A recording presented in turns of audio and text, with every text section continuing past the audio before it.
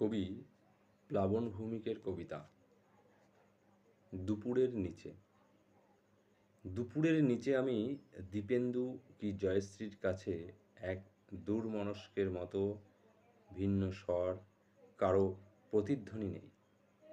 আজ সব অসম্ভব আকাশের গান, শুধু দূরে ওই শুদ্ধ শব্দ ছলোচ্ছল।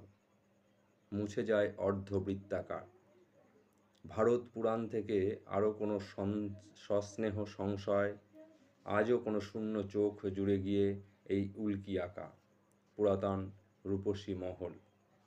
শুধু রক্ত ভয়ঙ্কর অপ্সরার স্নান।